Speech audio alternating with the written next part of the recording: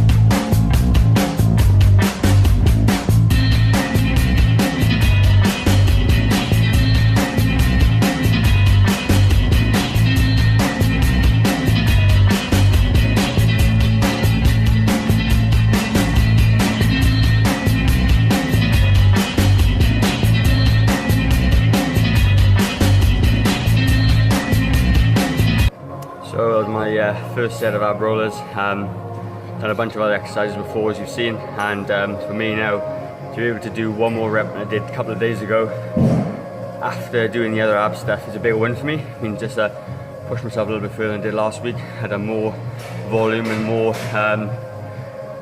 weight, I guess, accumulatively over the set. So to get one extra rep out than last week is a bonus, which means I'm on the right track. So 2 more sets to go. I'm not going to video the other 2 sets, so I don't want to bore you guys, but obviously I'll be there at the end to give a bit of a summary of how I've done. Cheers.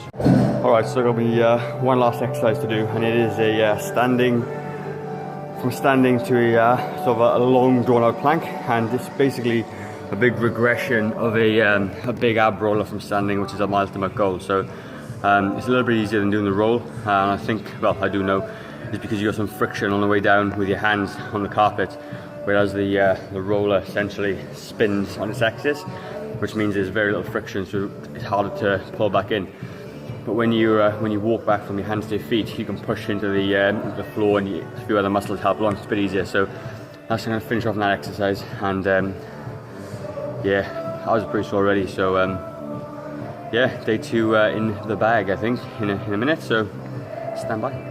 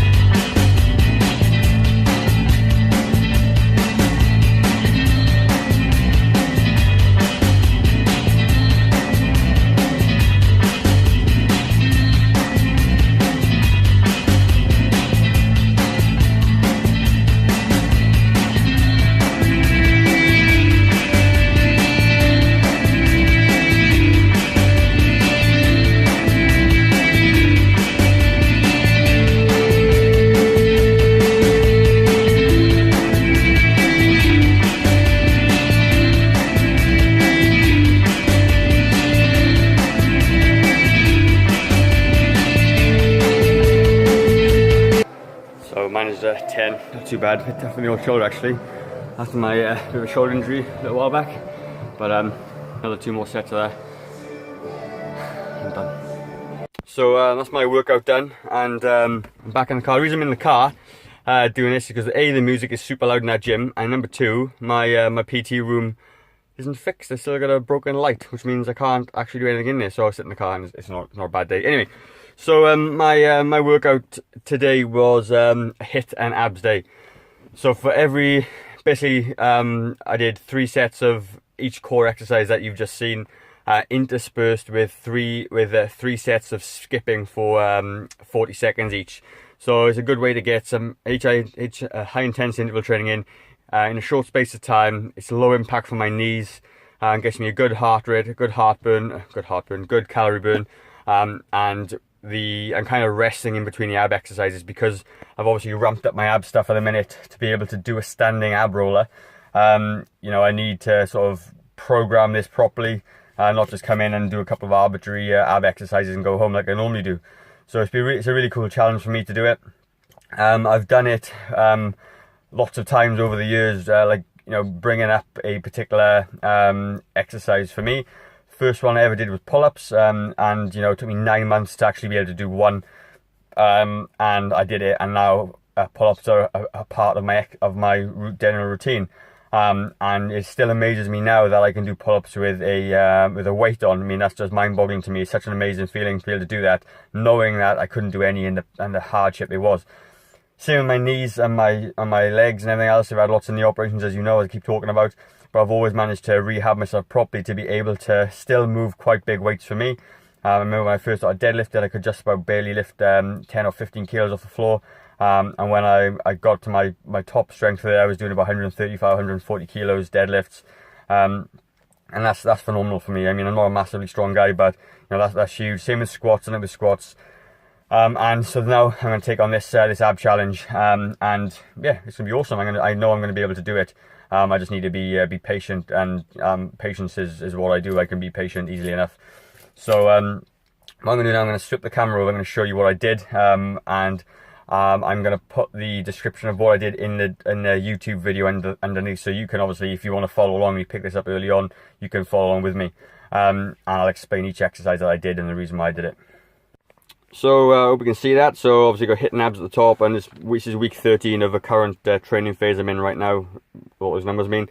So skipping was my first exercise to warm up, so I didn't write the numbers in, but I did 3 sets of 40 seconds. So it's 40 seconds, 20 seconds, 40 seconds, 20 seconds, 40 seconds, and the 20 seconds is just a break in between. Then I come down to something called Gymnast Abs, which is the second exercise you see, or the first exercise you see rather, on the videos, and that's just a really good exercise for flexing the core. It is, you know, it's really good because obviously when you're doing an ab roller, you want to be able to flex and crunch, albeit from a stretched out position to to do obviously a crunch position. And this is a really good exercise to kind of overload it as well. What I didn't show in the video is that I actually started, I did 12 in the first, then I started using a medicine ball between my legs to increase the weight just a little bit, because that was a little bit too easy for me. Then I did back to skipping again. Then I did an incline crunch, which I did on the bench, which is basically hooking my hands on the back of the bench and lifting up. And again, it's a kind of a lower ab exercise, because when you're stretched out in the ab roller position, you get the whole abs to contract. So I need to sort of work the main part of the abs and the sort of lower abs as well. It's a really, really tough exercise. As you can see, I managed 8, 5, and then 4. Pretty tough. Skipping again, and then I did my ab roller. So the reason I put my ab roller in at the end, not the front, is that I want to be able to, you know, challenge myself. So once I've done these ab exercises, by the time I get here, my abs are pretty tired, my core's pretty tired anyway. So I want to be able to bang out these exercises, because I know at that point I'm fatigued and I'm going to be working that much harder. And I did 11 on this one, as I shared in the video, and that was one more than I did last week. So if I look at my last workout there, did I even do it? Oh yeah, I did. So I did 10, I did 6, and I did 3. So when you come back to this one, I did 11, 7, and then 3. So I've done quite a bit more in these 2 first reps, even though I've been fatigued, which is really, really positive, which means that I'm starting to improve, even though it will only be day 2. I know down the track that I'm going to be able to do a full one in a couple of months. Skipping again, and then I did the last one, which is the abs plank. I don't even know what it's called, I just called it that. But essentially it's going from a standing position to a stretched out plank, feet and hands as far apart as I can with good form, not to put pressure on my lower back. And I did 10, 8 and 6. And that was my my whole workout pretty much. Didn't take me too long. Probably took me about 30 minutes or something like that. It's not too much, but it was good. So that is my day 2 installment of this. I'm not sure I'm going to video every single one. I might just check in on a weekly basis with you to show my improvements, because you don't want to be watching me do this all the time. So if you do, let me know and I'll check them up. But yeah, I'll have everything documented anyway, so you can obviously pick up and you can have a go yourself if using an ab roller is something that you want to do. Anyway guys, that's it for me. Start fresh, because as always, if you don't make a change today, how will tomorrow be any different?